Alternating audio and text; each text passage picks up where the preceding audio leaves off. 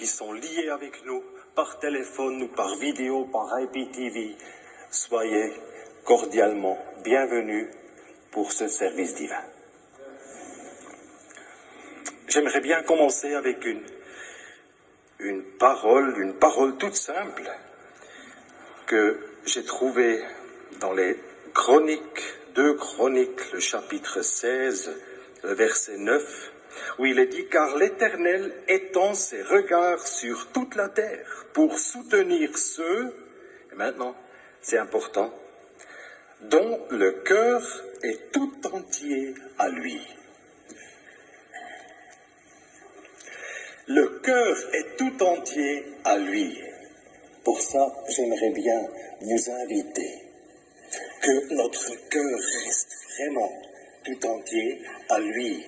Dans notre foi, que nous croyons à Jésus-Christ, que nous avons confiance en Dieu, que notre amour reste vraiment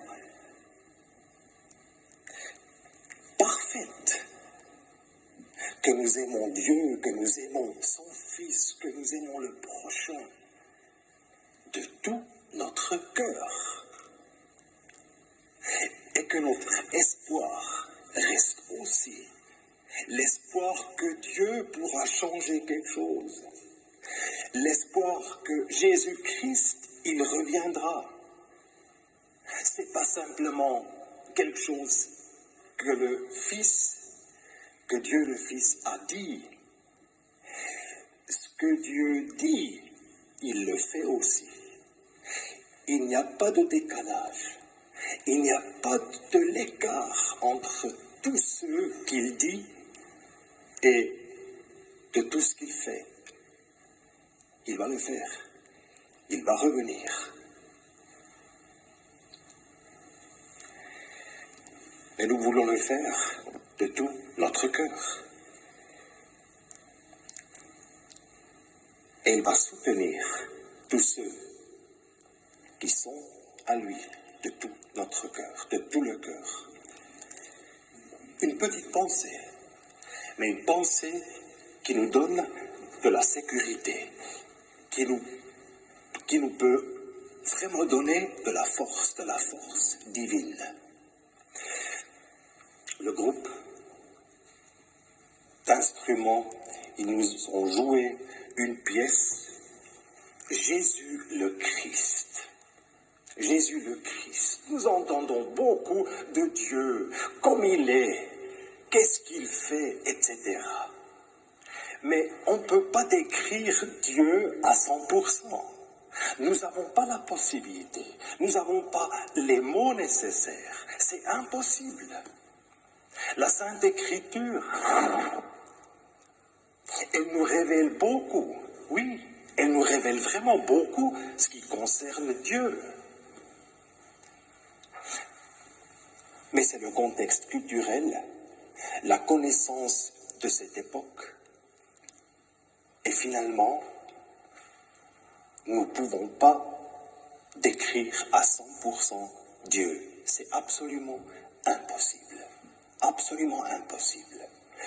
Décrire l'amour de Dieu, avec quelques mots, oui. Décrire la grâce de Dieu, oui, avec quelques mots, possible, mais pas plus. Décrire la toute-puissance de Dieu, oui.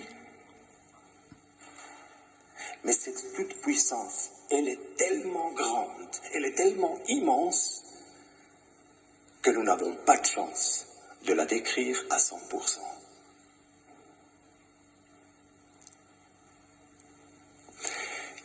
Dieu, il est parfait, absolument parfait. Dans le catéchisme, nous pouvons lire entre sa volonté et de tout ça ce qu'il fait, pas de décalage, rien, pas de différence. Entre son intention et toutes ces réalisations qu'il a fait jusqu'à présent, pas de décalage. Il est parfait.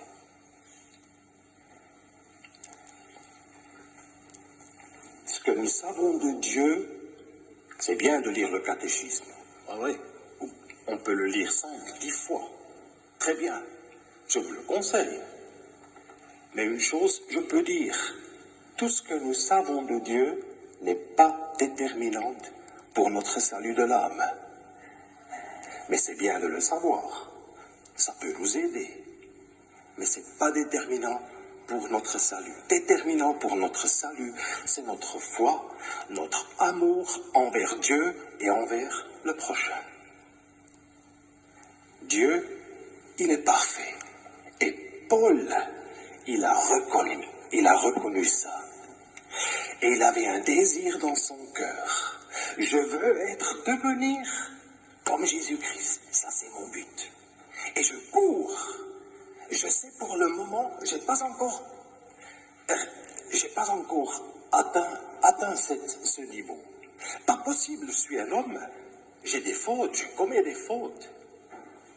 Mais je veux devenir semblable comme Jésus-Christ. Oui, il était enthousiaste.